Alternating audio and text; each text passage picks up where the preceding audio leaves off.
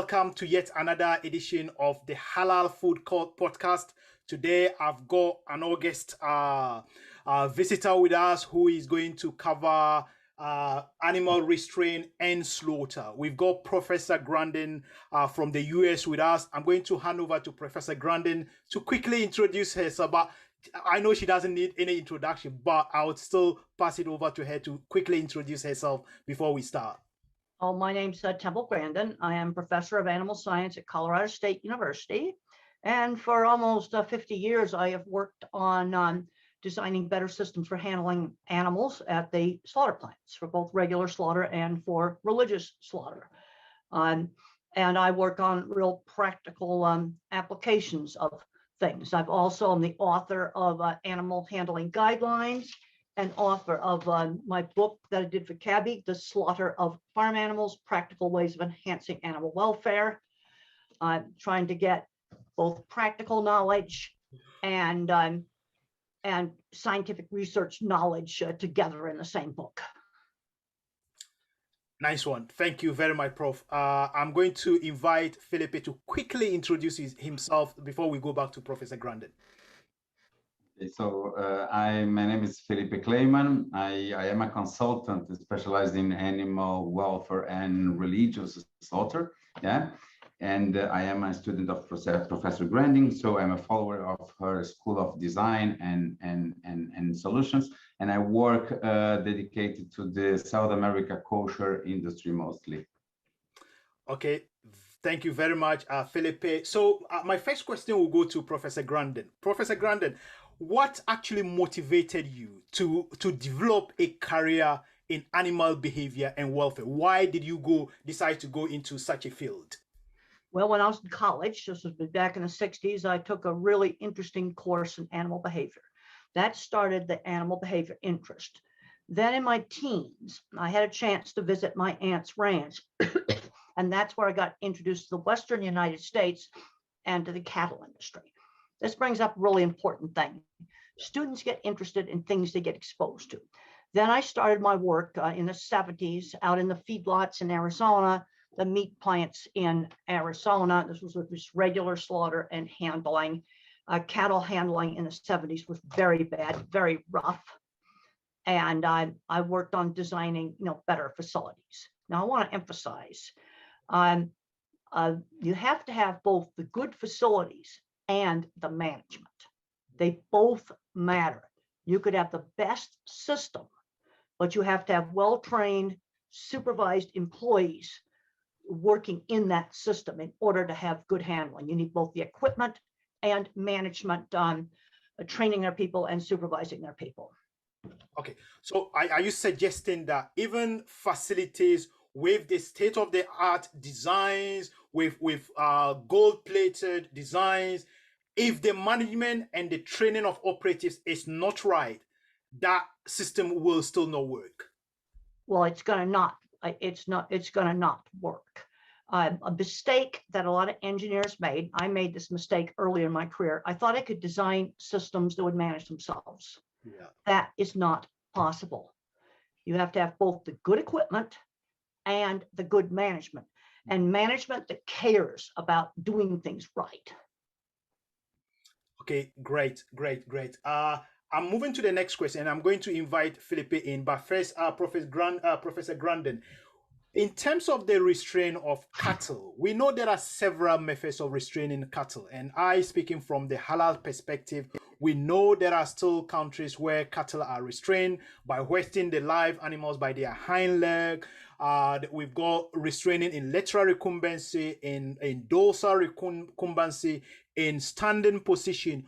Which methods do you think are worse for the animal in terms of cattle? The worst method is hanging cattle up by their leg, by a single leg on a hoist.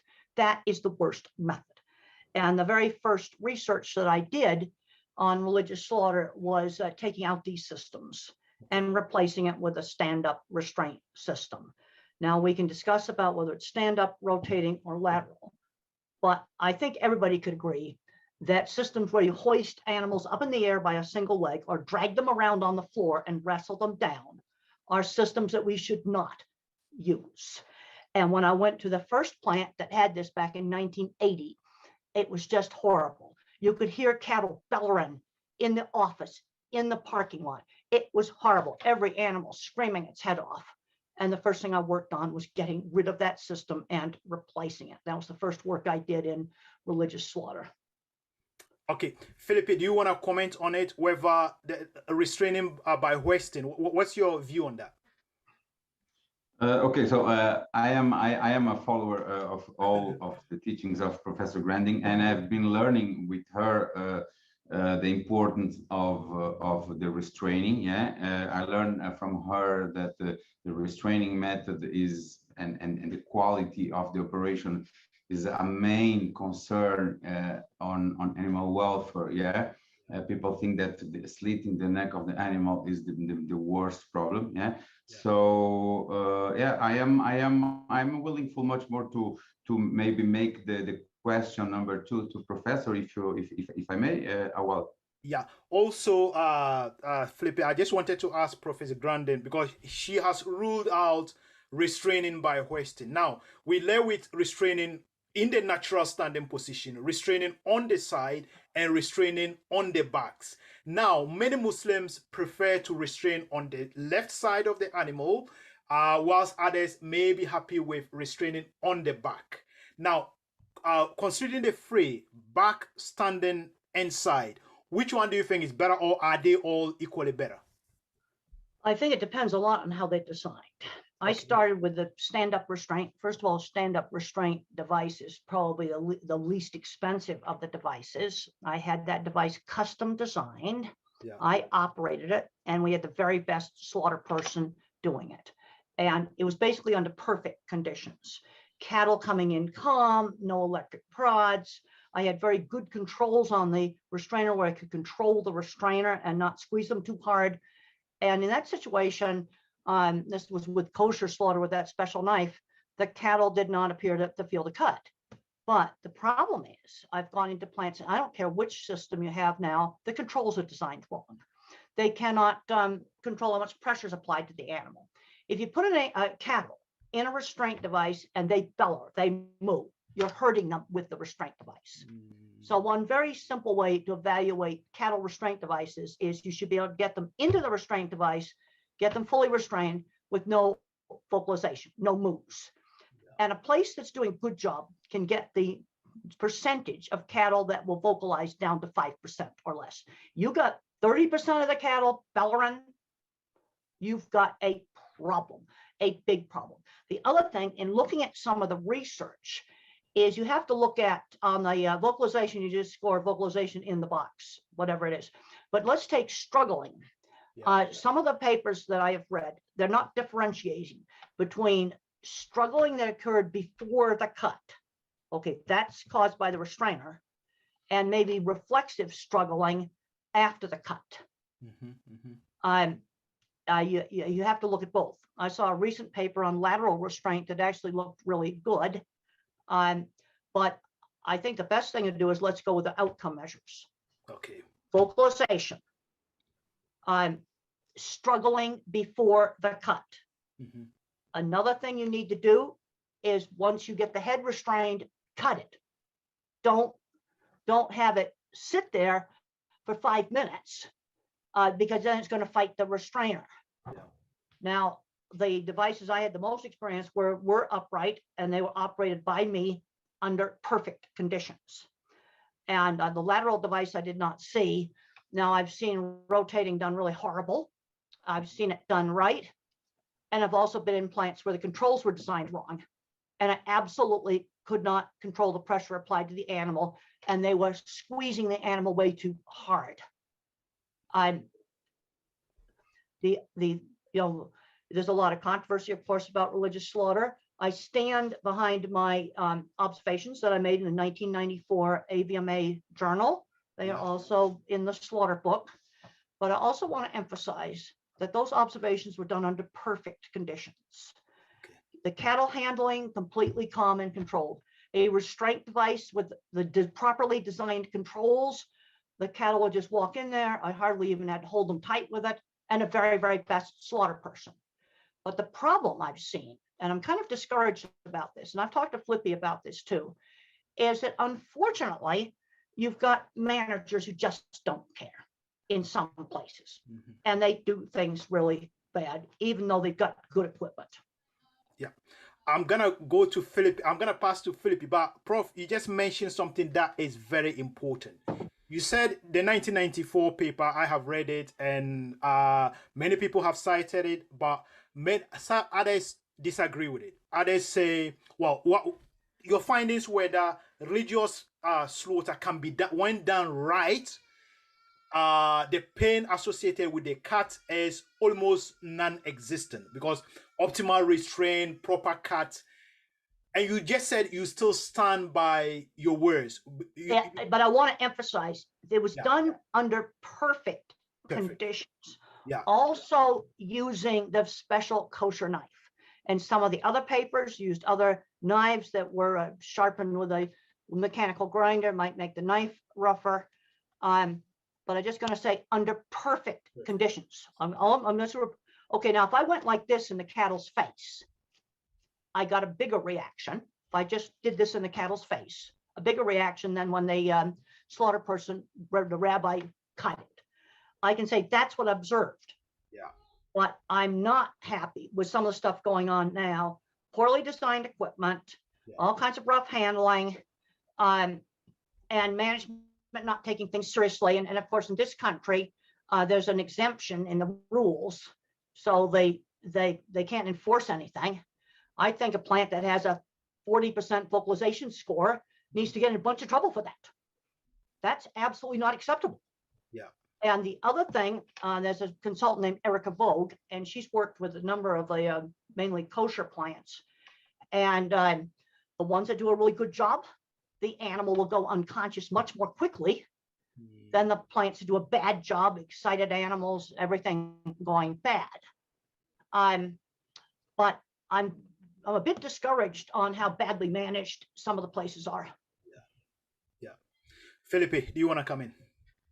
Yes, Professor, I just wanted to ask you about the restraining methods, yeah, especially because our host, Dr. Awal, he is in United Kingdom, and I know that especially in United Kingdom, it's forbidden the kosher slaughter with conscious animals to be inverted, yeah. So I remember that years ago it was a kind of shadow regarding if there is or not a big issue of animal welfare. So I just wanted to know from you, Professor, what is the real point by inverting? So nowadays we know better that this is not so problematic. So how can you explain for us the possibility of keeping a good welfare even in rotating boxes, in inverted? Well, it's easier to cut them in a rotating box, so I can see that's why people want them. Doing the cut correctly in an upright box is more difficult, but you have to look at your animal reactions. He should enter the box easily. You restrain it. You restrain the head, no vocalization. It's one of your most important scores. And as soon as the head's restrained, cut it. Don't wait. And you've got to have controls where you can control the amount of pressure put on your animal. Let's say if you're running on a hydraulic system, I'm going to talk engineering now, and this is where there's a lot of problems. If you have a hydraulic system or an air system, I need more pressure to say rotate the box than I do to control to hold the head. So that means I need a separate valve system with a separate pressure regulator for the head compared to the body. And people make the mistake of putting it all on the same pressure. Another mistake is the wrong type of valves. This is really a problem with air systems where you have no ability to have it use an intermediate pressure. Whatever you're set at the regulator, it squeezes at the setting of the regulator. You can't, you have no what's called mid-stroke position control on the cylinder. Now I'm talking engineering talk, but this is where there's a lot of problems. I've gone into plants where I tried to operate in the box. I couldn't operate it nicely because they had the wrong controls on it. Now that is actually quite easy to fix. Things that gouging into them. You see, we've got to separate all our variables. Now the upright box that I used was a custom built box to my specs. It actually was not a very expensive box. It was cheaper than a lot of the rotating boxes. And it had the correct controls. I could very precisely, like a car's accelerator, control the amount of pressure put on the head. I found I could nudge cattle in with the tailgate and barely push on them, where other people are like squashing them like that with the pusher, bending the animal. This is really awful. You also, if you're using a rotating box, you've got to design it so that when it rotates, the animal doesn't flop around in there. And I've seen some very well designed ones. I went to Brazil. I was very impressed with the box that a person made there, and he understood his engineering stuff. Yeah. But Felipe and I have had conversations about some of the management issues. So you have to have both the good engineering and operation, because I have seen rotating boxes I thought looked really good, but I've got to have the correct controls on it.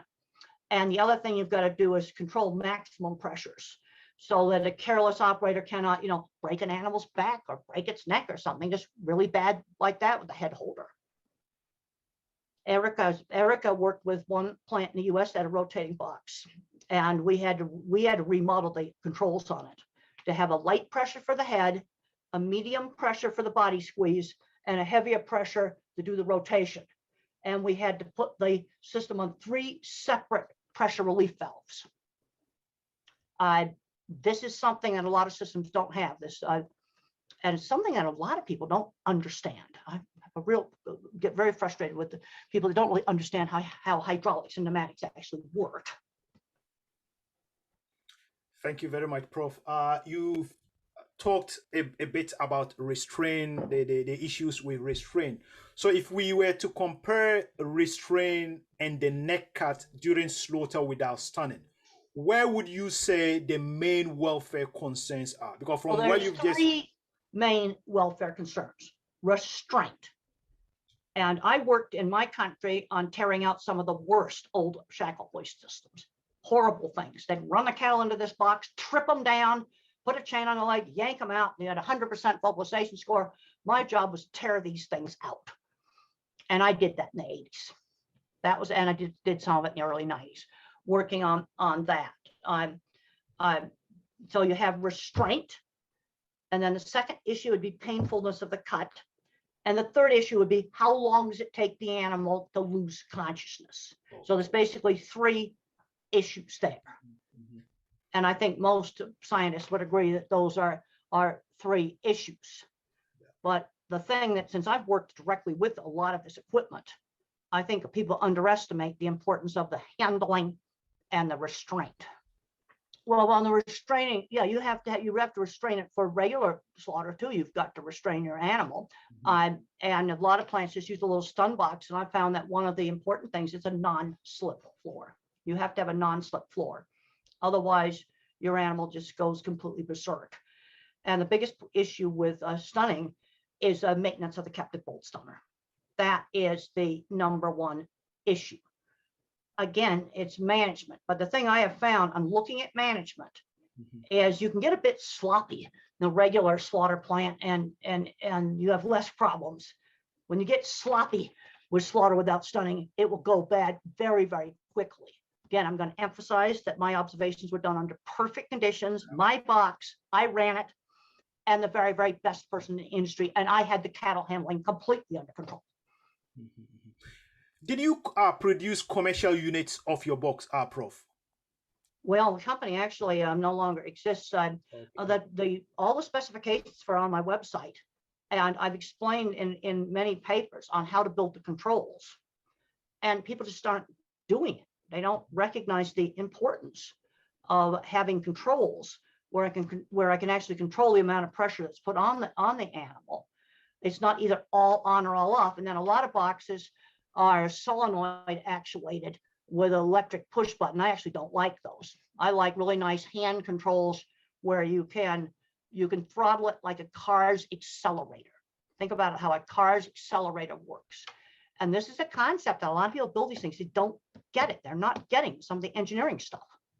No, it's all written up on how to do it. Now, the one thing that drawings on my webpage, cattle have gotten bigger, so you're gonna have to change some of those measurements. But the stuff on the principle of controls, that is still the same. Felipe, do you want to come in? Yes, Professor, I just wanted to, I'm here with your book, yeah? Just want to quote in the page 165, when you say, quoting yourself, Grandin 1994, so you say, the book says, waving a hand in front of a steer's face caused a bigger reaction than cutting with the special kosher knife. Yeah? That's correct. That's what I saw. That's correct. I stand by. And again, perfect conditions and properly engineered controls. And I was managing it and controlling the cattle handling. Nobody was yelling at cattle. No one was used. There were no electric prods used on the cattle. Because excited cattle, you're going to have more problems with how long it's going to take to go unconscious if they come in excited. But that's what I observed, and I am reporting that accurately. But I've since put a thing up on my website emphasizing the perfect conditions. Yeah. So, Prof, somebody listening to this may be interested in the box you just mentioned.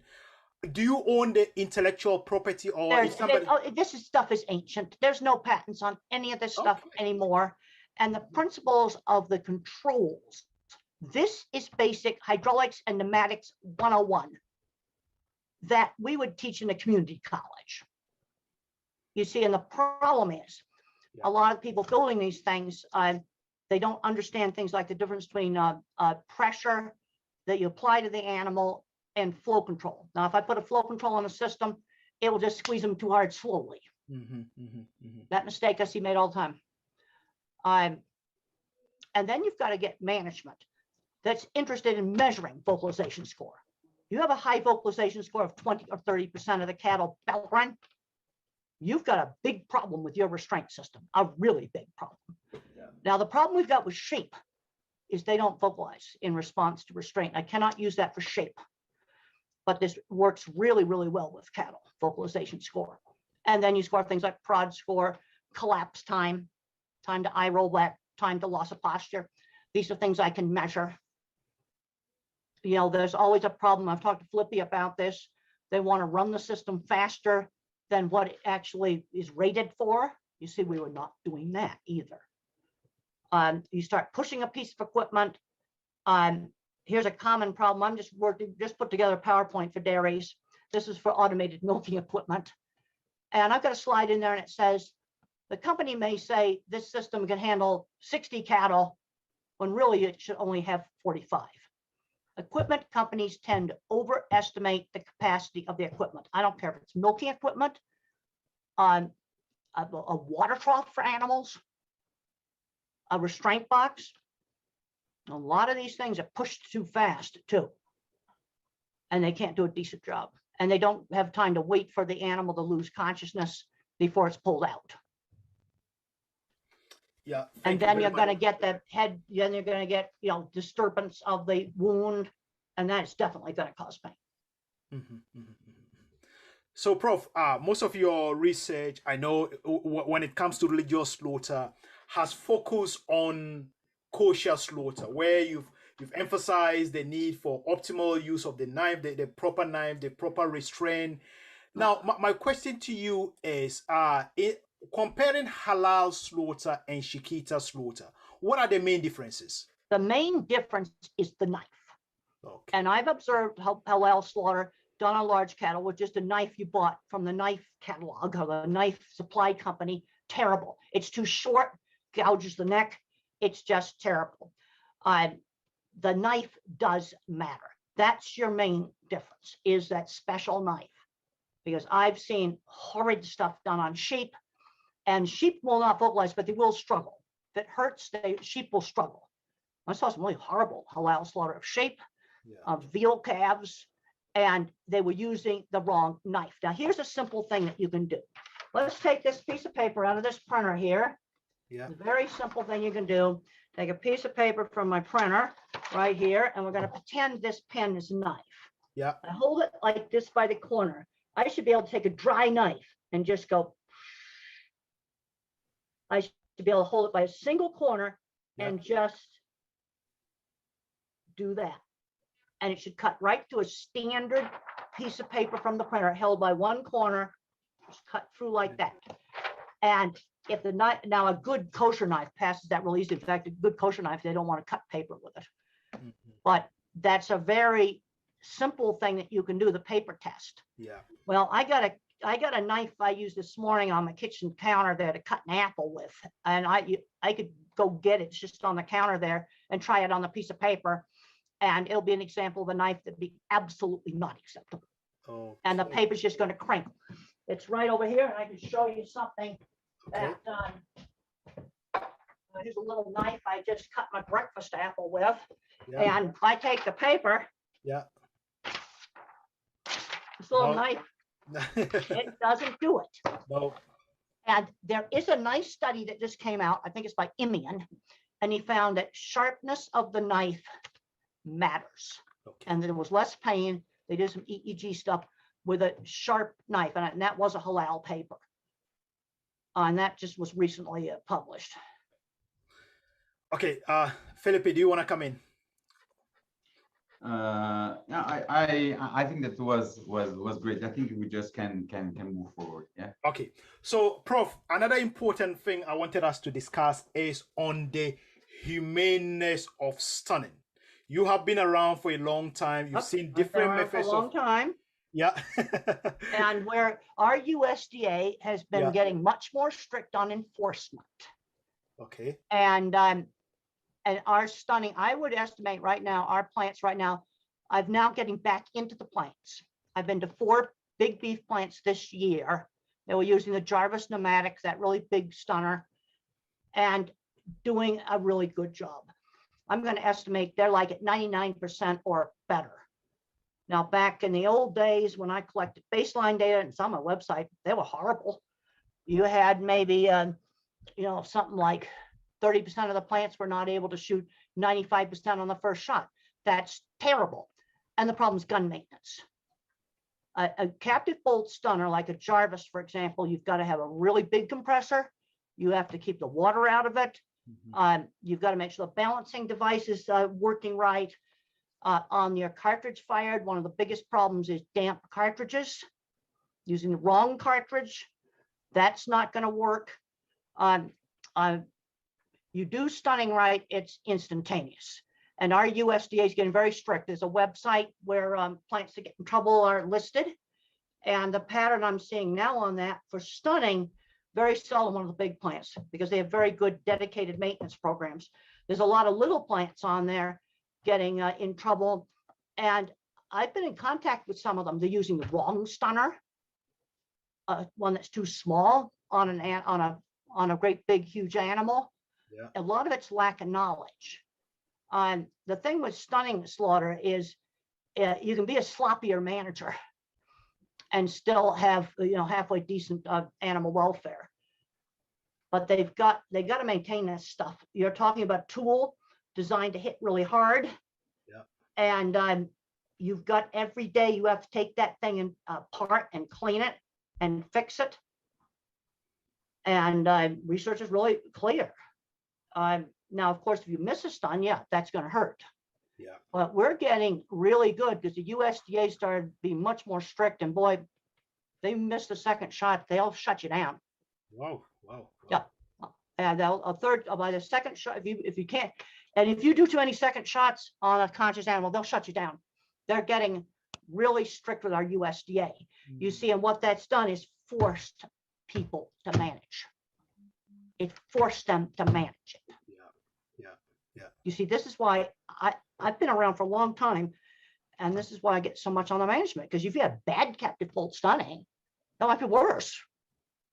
But in the US, I'm pretty proud of our plants. And right now I'm having to fix some equipment because our catalog, with Red Angus cattle, will be really wide. We're going to have to widen some of the chutes. But they're doing a really good job on stunning. Wow. But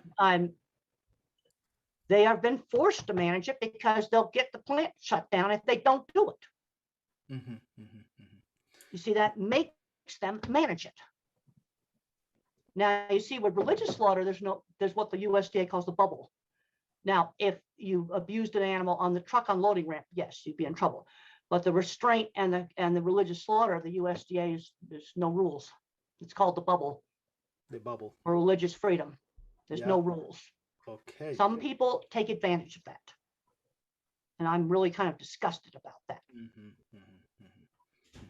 What about gas stunning? Some researchers have criticized gas concentrations at high temperature, especially carbon dioxide. What's your view on that? Well, the problem with pigs, of course, you're not very interested in pigs, but you are interested in chicken. Chicken, yeah. And there is differences in the species. Chicken, what you do with chicken is you have them in the travel container, and then it advances through a conveyor through a series of stations where the CO2 gradually increases. And when you do this correctly, the chickens have very little reaction.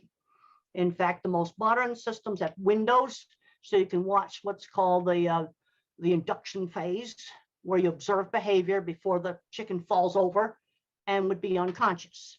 And those systems, I think, work really well. Now, with pigs, you have some pigs that have a very violent bad reaction in CO2. And for years, I've said, I think it's genetic. And I just talked to a veterinarian just the other day about laboratory mice. And they told me, well, some strains, genetic types of mice are just fine, others are not. Now, I've done a lot of observations myself, and I can see there's very big individual differences on how pigs react to CO2. Now, there's a study that just came out of Australia by Youngman. They went to 5 different slaughterhouses. Now, they averaged from very mild reactions under 1% to 20 or 30% of the pigs having a bad reaction. Now, the thing is, when you read the paper carefully, the whole entire paper, you're going to find out that there's a single slaughterhouse where less than 1% of the pigs had a bad reaction. And the other, now, that's genetics. That slaughterhouse is probably, now they keep confidential as the names of the plants, but I know enough about the industry to know that that slaughterhouse is probably buying its pigs from one genetic source, because it was under 1% bad reactions and the others were dreadful, absolutely dreadful. And I think a solution to the problem is with pig breeding. You could probably correct the problem. Now, it's something that the industry doesn't really want to look at it. I was going to do a study where we were going to genetically test pigs that had a calm reaction versus pigs that had a bad reaction. And the corporate suits canceled my project. Wow. Well, I was trying to help them. They canceled my project. I was really upset about that. It's really stupid of them. But the Australian paper, you got to read the paper really carefully to realize that a single plant, all their pigs were less than 1% bad reaction. Felipe, do you have a question on the methods of stunning? Okay, so Professor, I wanted to make a very specific question regarding the halal slaughter. I have learned that some Muslims authority they allow the animal to be pre-stunned, before the ritual slaughter, since it is totally reversible. So I would like to know if the mushroom captive bolt, non-penetrative captive bolt, is a good option to put to stun the animal before the religious slaughter, but with the guarantee that all the animals could go back to consciousness. So is that such a thing? We can rely on it? No, you can't. Wow. Because in order to make an animal unconscious, you have to do a lot of damage to the brain. You have to put a dent in the forehead. And I don't like non-penetrator stunners. The research is very clear now. Research done in Brazil showed that the penetrating captive bolt is much more effective. Now, about the only way to do a recoverable stun, chickens and cattle or sheep, is electrical. And this is being done in New Zealand. It's been done in New Zealand for years. Yeah. You do a head-only electrical stun. It causes a grand mal epileptic seizure, and then you cut very quickly before it recovers. And that is a fully recoverable stun. And that's true also for chickens. But you have to cut very, very, very quickly. A non-penetrator, to have a recoverable stun, you would hardly not even knock your animal out. It would feel a lot of pain. Now, another issue that comes up is, what is death? Yeah. If you use a penetrating captive bolt, let's say your heaviest Jarvis does a really, really good job, the heart will beat for several minutes because there's a pacemaker in the heart that keeps it beating until the oxygen in the blood runs out. So if you define death by the beating heart, you could go ahead and use a penetrating captive bolt. But it depends upon how you define death. Is death the heartbeat, or is death consciousness? Because there's several studies that show that heart will beat for several minutes. So if you are going to use a captive bolt, I'd rather just see you use a regular penetrator, because the studies were all done with a penetrator. And then on sheep and cattle both, New Zealand has for 20 or more years been doing a head-only halal stun that is completely recoverable. And that's probably, from a welfare standpoint, probably the best, because a good electrical stun is fairly easy to do. The equipment's very well established. Mm-hmm. And we don't have so many problems with some of the management stuff. There's still problems. You have to make sure your head stanchion works right. They're stunned the instant they walk in there. Really important. You know, it has to be managed right too. The bleeding has to be done very quickly, because it will wake up in 10 or 15 seconds with a head-only stun. But head-only stunning has to reliably cause a grand mal seizure to make your animal go unconscious. So to me, for the halal, take sheep, I definitely would go with just do the head-only stun. In sheep, it's simple to do. Yeah. Real simple. And cattle, you have to have more complicated equipment for that. The intellectual property on this equipment is all expired. All of this stuff is more than 20 years old. The patents are gone. You don't have to worry about that anymore. Thank you very much, Prof. Felipe, that's a very important question that many Muslim authorities, many halal consumers will be really listening to very keenly. And Professor has just mentioned something that is very worrying that will be very worrying to many halal consumers, because they continue to consume meat from animals that have been stunned with the mushroom or non-penetrative captive bolt, thinking that there is no damage to the brain, there is no damage to the skull, it is reversible, all the animals it's not reversible. And if you don't do some damage to the brain, I've worked with this enough, if you don't make a dent in the head, it's not going to reliably make your animal unconscious. Yeah, that just doesn't work. But the thing that is known scientifically is we can shoot with a regular penetrating captive bolt, and that heart will beat for several minutes. So if you define death by heartbeat, you can go ahead and use the good captive bolt that works. But from your perspective, Professor Grandin, should death be defined based on the function of the brain or based on the function of the heart? Because medically, in the US and in the UK, death is defined as the irreversible loss of function of the brain stem. That's correct. No, that's absolutely correct, because you can keep the heart artificially going. Yeah. You see, now some of this gets to be a philosophical question rather than a scientific question. Of course, when halal rules first were invented, same thing with Jewish rules, we didn't have medical knowledge. Yeah. So back in the olden times, death was the heartbeat. We didn't know enough about the brain. Way back when, they thought they didn't even realize what the brain was for. And so heartbeat was how they defined death. You see, this gets to be a philosophical and religious question. I'm a scientist. I can't answer that. Yeah. I can, but as a scientist, I want to have, good animal welfare. I can get that with penetrating captive bolt, and I can get that with a head-only stun if I do it right. And the head only stun is actually fully reversible. You see, this gets into something where, yeah, true today, yes, medically, it's brain death. That is how you define death today. Wasn't how we defined death 1,000 years ago. Now, my next question before Felipe comes in, Professor Grandin. Look, the standard that is used in the Middle East says, oh, mechanical stunning is acceptable if it's non-penetrative. Electrical head-only stunning is acceptable. Have you had any dealings with these guys from the Middle East? Have they consulted you to understand these things? Well, the other problem we've got with a lot of things that's a business is having clear standards. And this gets into the part of business is not very nice. And standards change depending upon the market. Whoa. Depending upon somebody getting a flat screen TV.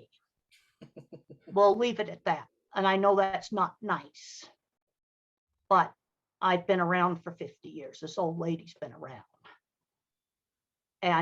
And for somebody who has to design equipment, I find this very frustrating. I remember a very frustrating thing one time with kosher slaughter, had a producer here wanted to go into it, and we couldn't get a clear guidance on what was trafe, which would fail, and what was kosher. And I said, I don't care what your standard is. I just want to have it in a legally binding contract. Yeah. They would not do that. They would not do that. That's part of the problem. And there's a lot of cheating that goes on. Yeah. Lots and lots of it. Yeah.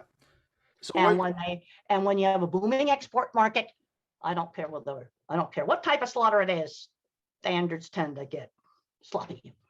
Let's just leave it at that.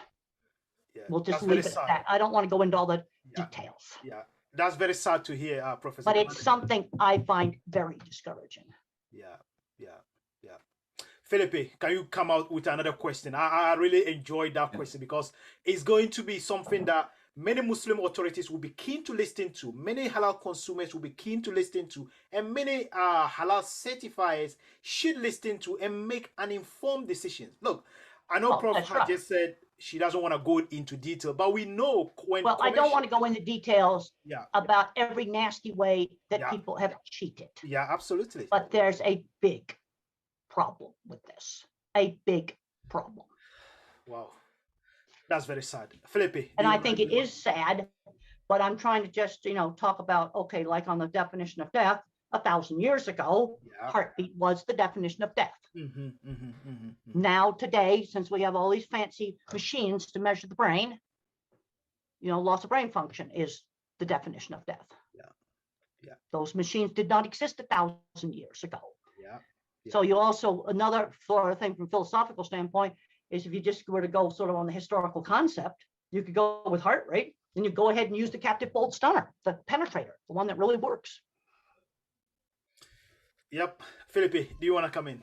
Yes, Professor, do you think that due to the evolution that we have been seeing, mostly by your research and the improvement that are happening now, do you think that in the near future or in the future, we're going to have a fully satisfactory system of religious slaughter without stunning, or you think that to those authorities that they admit that the animal could be respecting some points? Yes, I mean the thing is, let's just look at the science.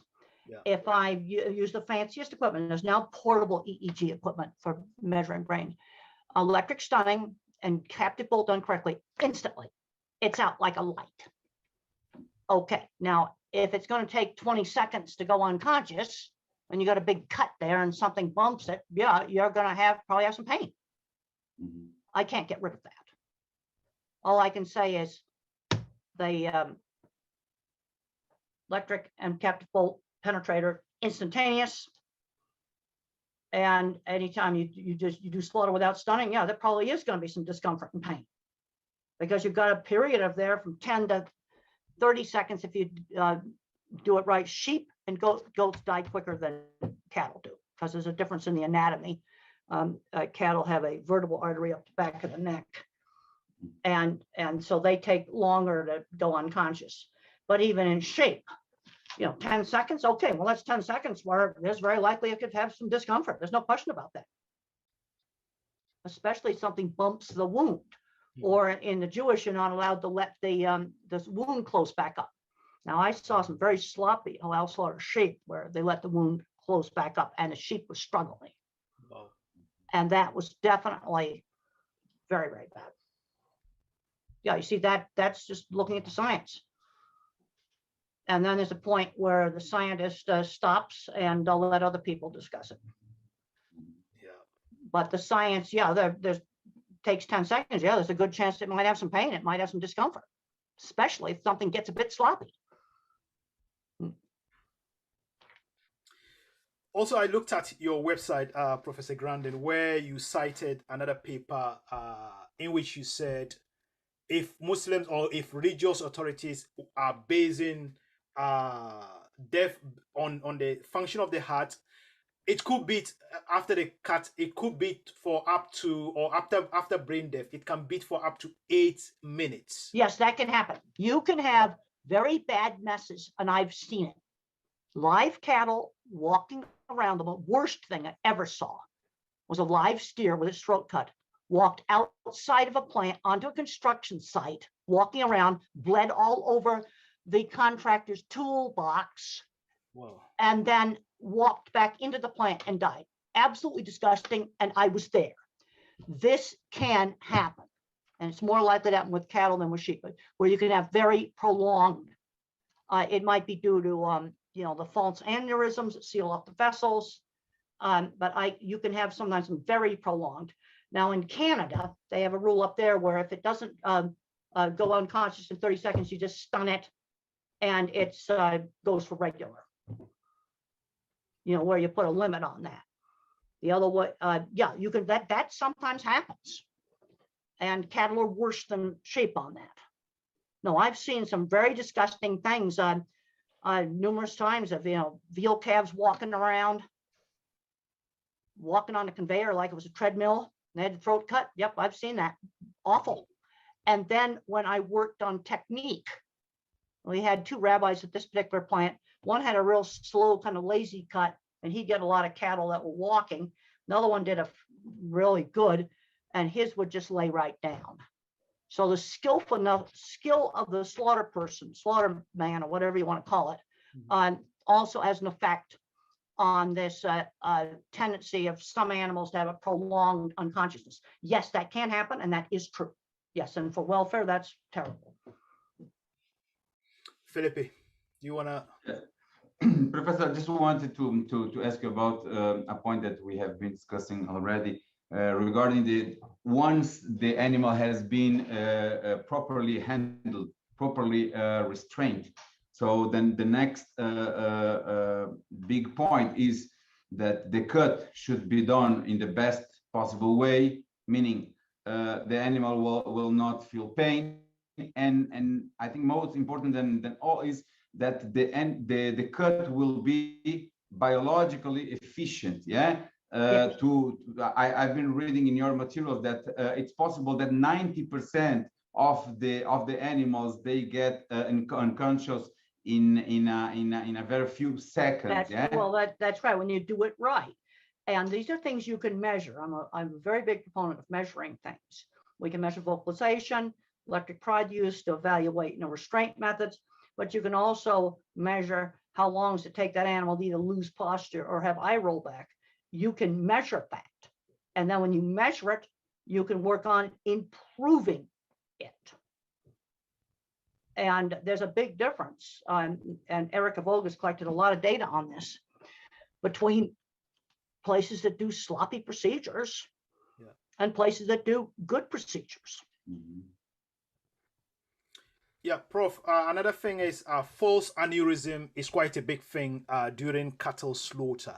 Yep, that's right. What techniques are available for Muslims or Jewish slaughtermen to avoid it? Is it the location Gregory and colleagues? Well, you see, you get into the Gregory cutting closer to the C1 position, and there's some papers that support that. The most important thing to do might be to look at outcome measures. Outcome You measures. see, your tendency now in the OIE with animal welfare is you measure outcomes. And I want that animal to lose consciousness or lose the ability to stand or have eye roll back very quickly. Mhm. Now I can measure that. You see, you do eye roll back if they are on their back or on their side. You can't do loss of posture or LOP. You see, but that's stuff that I can measure. And then I can work on improving that. Now, what I found when I did my stuff with the veal calves back in the 80s, there were two rabbis there, and one of them did a slow, real lazy kind of a cut, and the other did a, and there was a big difference in how quickly the calves went down. And in this system, they could stand and lose the ability to stand between the two different rabbis. Huge, huge difference. And these are the kinds of things we need to be measuring, is the outcome. And then the knife that you're using, and the Imian paper on the halal knife, that was a halal paper on knife sharpness. But when you really get right down to it, I'd rather pre-stun them, because most places are very sloppy how they do things, and it's not improved. Now, most of my work, and I've talked to Felipe sometimes, he's been upset with some of the plant management in Brazil doing things sloppily and not caring about doing things right. Yeah. And it's something I'm kind of, disgusted with it. Now, I can work on stuff like engineering the controls on the box, and that's really important. Because if you got the wrong kind of air valves, you're going to squash cattle or squash sheep. Yeah. I can fix the engineering, but it's going to take that plant manager deciding that they're going to do things right. I talked to a very good plant that wanted to start doing some religious slaughter, and they did such a horrible job.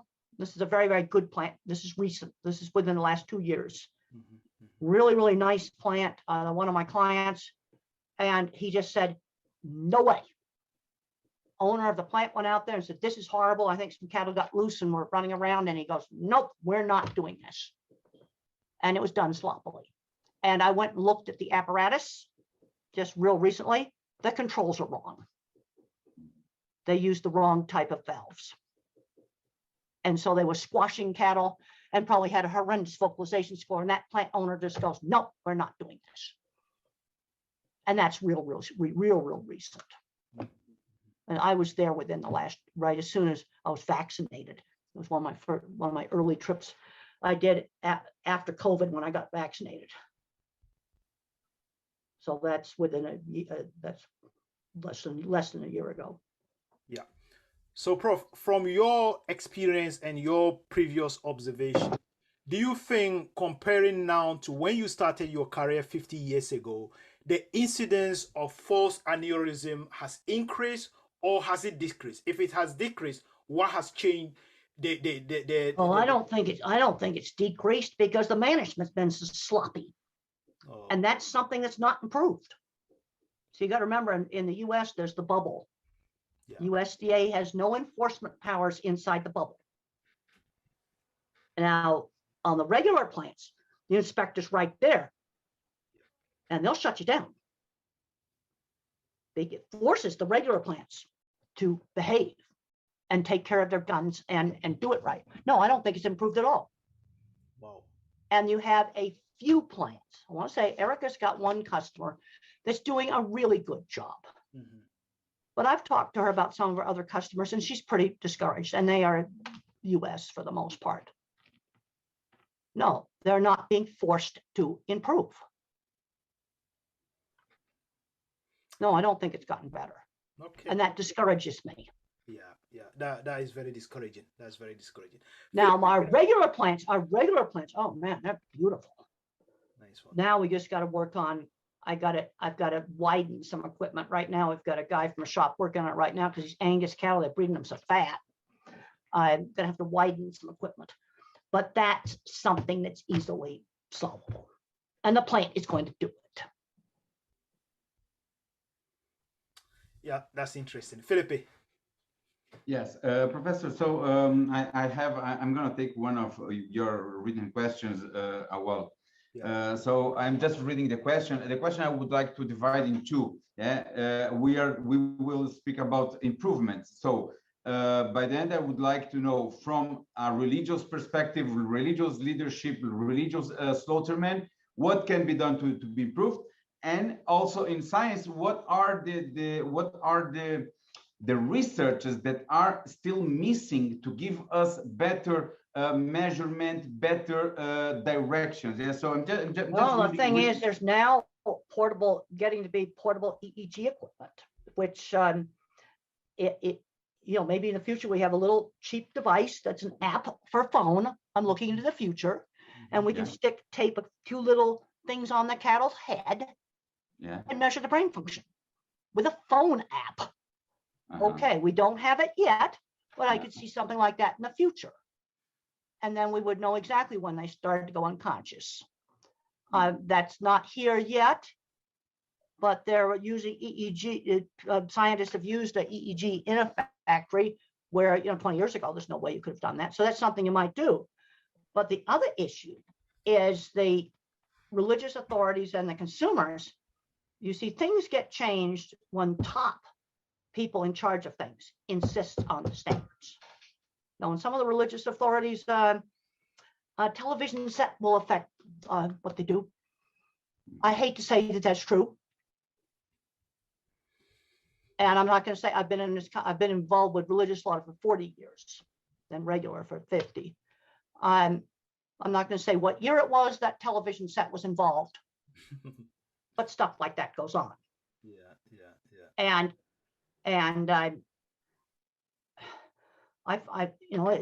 what I find with anything, the top sets the standard for how a factory is going to work.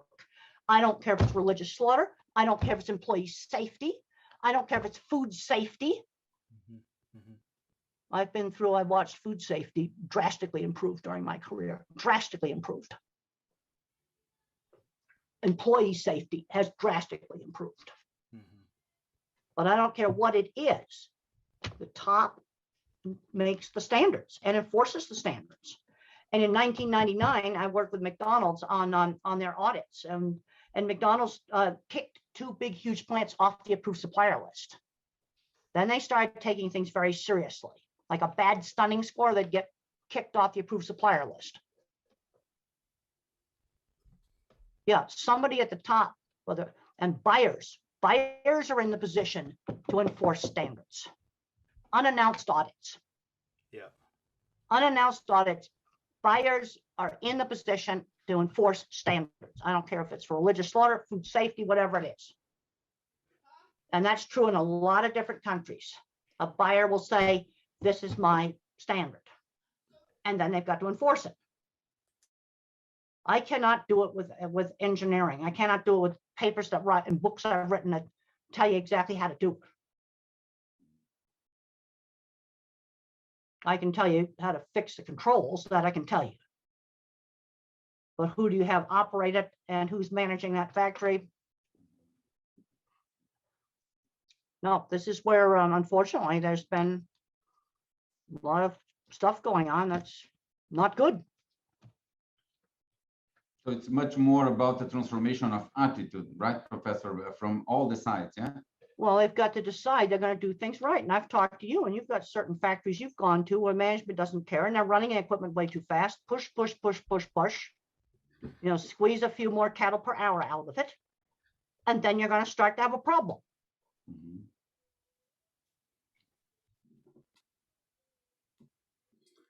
Yeah, that's interesting. That's interesting. So, Professor Grandin, thank you very much for your time. That is all the questions I have, but I would really, really, really like to take this opportunity to thank you on behalf of our viewers, because many people will benefit from what you've just said. Oh, and this is where if consumers are in a position, I can tell you scientifically, what's going on. Yeah. And this is where consumers can make their own informed decisions. Okay, well, religion is a not a scientific thing, but what science can do is give you information to make decisions. Yeah. That's what science can do. That's all I can do. Yeah, absolutely. And you've And done then as somebody who is a scientist, what I have seen with management, many different things with factories is when buyers and inspectors enforce standards, things improve a whole lot. yeah, yeah, yeah. It is great that you've dedicated time. We've invited you on today's podcast, and you have come in. We've taken so much of your time, but thank you very much, Felipe. Do you have a final word before we return to Prophet? Well, I want to just say that you, Dr. Fasani and Felipe Kleiman, you're also in a position to make change. Okay. But to make change, none of us have the authority to take this factor. You have to do this. See, that's going to be buyers. That might be inspectors. You see, one of the things that makes change is money. I learned this very early. One of the first studies I ever did, and the first study was bruises on Southwestern feedlot cattle. And I looked at cattle sold in a carcass where the feed yard would pay for the bruises. In other words, the farmer paid for the bruises versus cattle sold live weight where the slaughterhouse paid for the bruises. And when the producer, the feed yard, had to pay for the bruises, you had half as many bruises. Yeah, it was that simple. Economics is a big factor. And one of the problems, booming export markets tend to not mix well with doing things right because it's a huge economic incentive. Run a factory too fast. And I'm talking about regular too, not just religious. It's true for regular also. But our USDA is very strict. And our customers are strict. So that keeps control on stuff. You see, and I think with the halal customer, you can specify, okay, like you see plants in New Zealand, I've been there a lot of times, do a really good job because they're used to exporting to all kinds of different kinds of customers. Yeah. I've been pretty impressed with plants in New Zealand. But it's going to take, we got to take people that, okay, well, I'm a scientist, you're a scientist, Felipe, you're a consultant. I can show people how to build control valves correctly. I can't make them do it unless something goes wrong, like they lose a customer. That's a big emergency.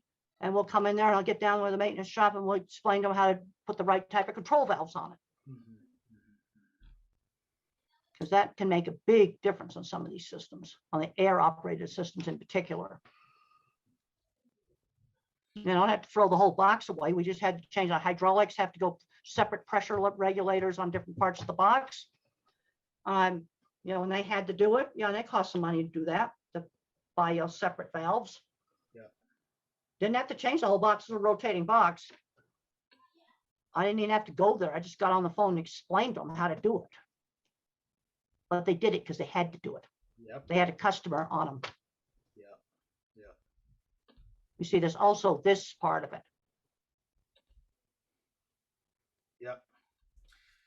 Thank you once again, Professor Grandin. Felipe, do you have a final word before we wrap up?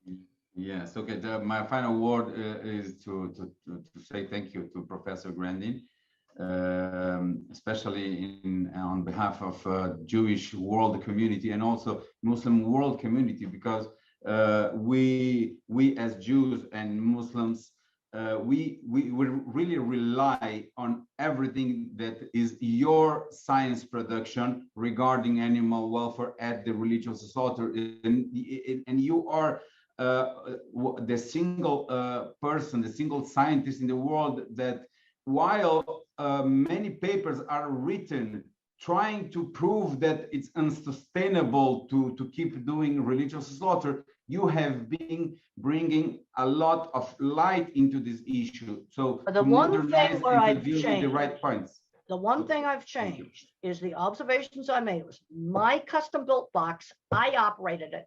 I had the cattle handling completely under control. We had the best rabbi in the industry. So it was done under perfect conditions. I can't emphasize that enough. This is something I've had to change because of all the sloppy stuff I've seen. And when you use stunning, you can be a bit more sloppy with stunning and still have it work. Problem you've got with slaughter without stunning, you do one little thing sloppy and you're going to have a live animal walking around somewhere, or you're going to have a 2-minute live animal. Yeah. Instant you get sloppy. It's much more difficult. I'm going to say religious slaughter without stunning requires more attention to details of the exact procedure than slaughter with stunning. Yep. Management, attention to details of procedure. You know, that's the one thing I've changed. When I first made that observation, I kind of thought I could teach the industry to do it. You know, that's 1994. That's a long time ago. Yeah. Almost 25 years ago. And I've been discouraged that most places are not doing it. That's the thing that's sad. Absolutely. So thanks once again, Professor Grandin. Thank you, Felipe Kleiman, for an interesting discussion, which we believe many people will benefit from. So once again, thank you very much, Professor Grandin. Okay, it was great to be here. So I think I'll leave the meeting. I've got another meeting I've got to go to of a state agriculture people. All right. Thank you very much. Cheers. All righty. Well, I'm going to leave the meeting and thank you so much. Thank you. Cheers. Okay, goodbye. Bye-bye. Bye-bye.